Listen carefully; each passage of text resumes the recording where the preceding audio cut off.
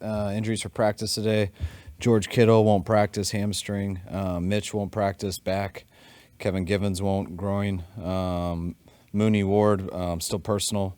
Nick Bosa, hip, won't practice. Trent Williams, ankle/rest, won't practice.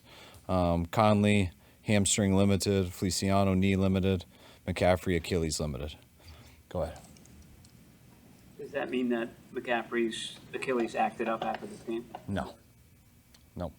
This is part of the regular maintenance of it? Yeah. Renardo Green's good to go. Yeah, good to go. What's any latest on Charvarius, how he's doing, and when you would expect him back? I think he's getting close. Just talking to him. I don't want to put a date on it because you never know if that could change or not, but he's told us sooner than later, and hopefully he'll be in a good place to come back. How happy are you to get the deal done with Deommodore? Oh, pumped. Something we tried to do in the offseason. Didn't get it done. They started working on it here a few weeks ago, and for them to finish it up yesterday, so pumped. Can't say enough about Demo. He's exactly what we want as a Niner. His style of play, how good he's become, and really just how much he loves football, and he's the same dude every day. So I know we were pumped, the guys were pumped. It was huge. What do you think about his journey? Because it was kind of up and down at the beginning, and then where he's come to now. Yeah, that first year he got thrown in early and had a tough mistake on one of the last plays of the game versus Green Bay. Giving up a big last play that they could kick a field goal. I remember after that, I was talking to him about it this morning, lost his confidence a little bit after that, just was down making a big mistake and really never got it back that year. But it was that OTAs, he was a different guy right away, and ever since that rookie year, he's been a stud for us every year. Is he one of the most confident players on the team now? Yeah, I believe so. I think I don't think there's that much difference between him this year and last year. I thought he played at such a high level last year. I don't think everyone talked about it as much. And he's taken off right where he left off last year and only gotten better. And the way he's been playing all year with his confidence, his physicality, he's been one of our best. He had a really loud stop in the run game. Well, what can you say about how well he's kind of taken that nickel role specifically for run fitting? He's got the mindset to do all that. He's got a mindset very similar to Jimmy Ward's. Just how he plays, how much he loves the physicality, how much he can cover, but he wants to play like a linebacker and really be a part of all that stuff. And he stuck out our first day of rookie camps when he got me fined like a lot because he jammed people too hard and then put it on the internet. So that was the first time I ever got mad at him, but I was really excited about it, despite what it took away my kids' college tuition. But it showed we had the right type of dude, and he's always been like that. The fact that he can play nickel inside and play the way he does and play and cover guys outside is the types of guys you want in the secondary and a special type of corner. Bosa said he's matured this year. He hasn't had to pull him back out of brawls this year or like starting stuff up. Have you seen that maturity as well? I think so. I think Demo's always been a fighter. You can go back and hear the reports from college, some things that have happened in the practice field, a couple in games. But I think he's really realized that he's ready to fight at any time, but you don't need to fight on a football field. You can get as close as you can, but you're always playing football, and whatever he does before or after, he's not going to get a penalty for, so you can deal with that. Have you reminded Demo that maybe with that new contract that he should kick some your way? I will. My kids will. Do you see elements of him and Renardo Green? Are those two guys similar? Yeah, I think so. Just the mindset we're talking about. Renardo in his rookie year, like he has got that type. When we drafted Renardo, it's one of my first notes on him. If I go back to my notes, is he'd rather hit you than get a pick, and that's we want both. But we love guys who are wired that way, and not all corners are wired that way. You got to be able to cover people, but if you can do both, that's what makes a football team better. Does he have more of a quiet confidence? Demo? Yeah, he doesn't talk that much. I think he does. I think he doesn't open up to everybody. But the longer he's been here, like you get in a smaller room with him, you get one-on-one, he'll talk just like Demo. I didn't think Demo talked at all, and now it's hard to not hear him. So guys change throughout everything. Rookies are always a little bit more quiet. I think that is his personality some, but all you got to do is call him in your office and have a one-on-one with him, and he doesn't mind talking. How would you characterize the level of concern with Kittle and Bosa? Not too high. I mean, Bosa was able to get through it last week. Kittle, I mean, I expect to have him out there tomorrow. You know, it's just irritated. We'll be smart today, but you never know how the week goes, but I feel pretty good about both of them. How about Wisniewski? You guys brought in Pat O'Donnell. Yeah, I am a little more concerned with that. You know, bothered him earlier in the year, pretty bad back to training camp, and it's flared up here this last week. And so we'll see how this week goes, but I mean, that's why we brought in another guy. So hopefully it'll take a turn for the better here, but right now we have some concern. What did you guys like about O'Donnell? He's obviously been around a while. We work everybody out, and he was a guy we felt that was the best of the available options. So he's been around in the league for a while. He understands, you know, the timing of everything. He's a really good holder. You know, you bring in a good punter, and he's not as good of a holder. That's a problem too, because it affects the kicker a lot, how good those holders are. So he's always been great at that, and you always like guys who've been and done it before. With special teams as a whole, have you made any changes in terms of practice time or devoted meeting time to it, just in terms of trying to get that unit going to where you want it, or will you in the coming weeks? Yeah, it's, you know, we devote a lot of meeting time and a lot of practice time. You know, we don't double down on that, the time spent on it, because I feel like we do as much as we can. We have mixed a lot of guys in there. We do feel like guys have gotten better, but it only takes one mistake to cost somebody, and it only takes one person. You know, you look at the Seattle game that we had last time, you know, if you go back and you watch all the film, I thought that was one of our chances to have our best special teams game of the year. You know, we caused 2 turnovers, got both of them. Only one counted, you know, with the replay stuff.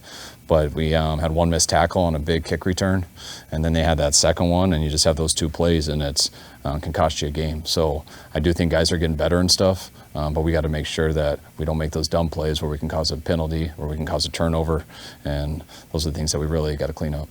How difficult is that there's only so much you can do. Obviously, you have 53 guys in a practice squad, but like, how difficult is it to try to just generate that improvement from within on something like that? It's real difficult. I mean, you got the choices you got, and as guys get in right when you get comfortable with somebody, and you know, you start out the year playing a lot of young guys, and you think they'll get better as the year goes, and then some of your vets get hurt, and now those young guys are, you know, starters, and so that bumps other guys up, and you know, it hurts their development when they try to do both, because they needed a lot more reps, but as they get more pressure on them for offense and defense, it's tough. You got guys like, you know, even like Jordan Mason, he was one of our best special teams players last year, and you know, he's been our starting running back for 8 of the games until last week. So all that stuff is a trickle-down effect. You know, you try to get practice squad guys up who you think can help, but they better, you know, one guy gets hurt and they don't know a position, that can cost you a game too. So all that's challenges everyone has with special teams. You also aren't going to do a bunch of live stuff and full field stuff, because you might get a little bit better, but you'll hurt your team before you even started. So it's stuff you just constantly harp on, constantly talk about. We get some of the mistakes we made earlier in the year, which puts all eyes on it, and that's why each little one we do now, it only builds the pressure on those guys. But I do like how they're kind of all committed to fix it, and they're all working real hard, but we got to do better. Christian came back this week, and you guys got a bunch of explosives. Is it cause and effect, or what did the film show? I don't think. I'm not even sure. I could be wrong. I'm sure you're right. I feel like we had less explosives than usual. Was that wrong? Well, every weapon on the team had one explosive. Oh, well, I think that stuff helps. I mean, it's, you know, anytime you have like really good players out there, I mean, all those guys are going to do good until they try to take one away. And whenever you try to take one away, it helps out somebody else. And the better the player is, the more that space it helps for other people. And if it isn't helping other people, then it's the more space that player has. So the more great players you can have out there, the better looks everyone's going to have. At halftime, Aaron Andrews said she had talked to you and you said you actually wanted to play Christian more in the first half, but because it was hot, you didn't want to kill him. How much more did you want to play him? I didn't exactly know the numbers. I think whatever the 4 plays he wasn't in. No. When I'm sprinting off a field and I have like 8 minutes to go in and pee, come up with 8 plays to talk to the offense, get all the tendencies, give a huge rah-rah speech to give us back out for a second half, my thoughts aren't always there when I'm running and talking to someone, and that's why I hate when they put me on TV. I'm not the most social at those times, and I'd rather go in there and work on my job. So, but yeah, I'm sure I did say that. I guarantee I did if Aaron said it, but I didn't know the numbers at the time either. I thought we had him out for a couple drives. You know, we did take him out a couple times, and but the numbers weren't it felt like 100 plays he was out, but I think it was only like 4 or 5. The way Moody bounced back from 3 misses and finish it off right. Did you talk to guys about just turning negatives into a positive situation? Yeah, always. And that's some stuff we talk about all the time. I mean, no one has a perfect game ever that I've seen. I mean, kickers, I guess, can, because you're just judged on, your attempts. But I mean, just most football players, there's so many highs and lows that go in a game. Sometimes it could be in front of everybody, which usually is a quarterback or a missed tackle, a corner getting beat on something, a receiver dropping a ball, a penalty. But all that stuff's going to happen. It's about wiping it out and going to the next play, good or bad. I've had so many guys have such a I've been around guys who it's the opposite too. You're unbelievable for 3 quarters. You do all this good stuff. You're feeling good, great about yourself, and then you don't look the ball in and you drop it on a crucial play in the 4th, and that's all anyone remembers, and that's all the team remembers, because that's the one that looks like it cost the game. So everything is about not being too high or too low, and just staying even keel and worrying about whatever happened once you get in the locker room and watch the tape. I tragically missed the Monday conference call, but I had a follow-up for you. You said Tabor overreacted, probably, not misreading the situation. I mean, did Debo also overreact? Yeah, you can't throw whatever type of punch that was. You can't do that. I mean, Debo, where Tabor overreacted was what I was saying is Debo wasn't saying anything bad to the kicker. And Tabor was overprotective of the kicker, which I like his intentions, but he misinterpreted it, and he got too close to Debo, which was irritating to Debo. And there was other ways he could have got him out of his face instead of the way he did. But there was nothing between Debo and Jake, and to watch him kind of graze Pepper and fall into Jake, and it just looked like that he's punching Jake because he missed a field goal.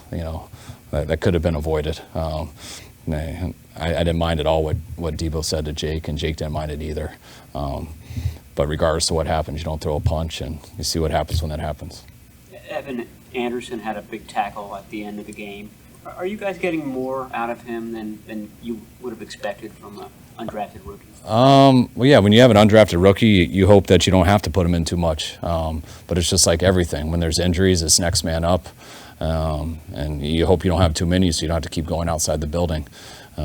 He showed some good things in training camp. We hope he didn't have to get in too fast, but once guys got hurt, he was the next man up, and each game he has gotten better in. We were excited about him to begin, but you never know where a guy's going to go till he gets his op, and he's gotten better each week. I thought last week he played a hell of a game. That play at the end was great. We called a stunt on it, which there was some movement, and I thought it was a good call by Nick, and he made the play by missing 2 and getting back there, and made some good plays in the last game too. So we've been real happy with him. We've needed him to step it up like this, because with the injuries, it's hard to be successful if those guys don't come in and at least do their job, and then hopefully as they do their job, they get better. Rock Ya-Sin had taken a defensive snap all year until he gets in the field and there's a penalty, but then he makes a play at the end. I mean, what say about a guy to be ready after all that time not playing? No, I can't say enough good things about Rock. Like Rock is such a football player. He's always locked in. He's ready to go. Never pouts if he doesn't get an opportunity. When he does, he looks like he's been in there all game. I mean, just the question you guys were saying earlier about the mental toughness of the kicker and things like that. That's what I mean by everybody. I mean, he had a big penalty a few plays before that. He had 4 on that drive, and then the final 3rd down goes to him one-on-one. And, if you're worrying about your penalty earlier, there's no way he covers him on that. No one was underneath him. He was on his back, and he still had to attack him and get his hand in there and almost caused a pick. So there was a lot of guys who made some mistakes at times, and especially in that 4th quarter, from the kicker to the defense to Brock, to everyone, made some big plays to get us back and win that. All right, thanks, guys.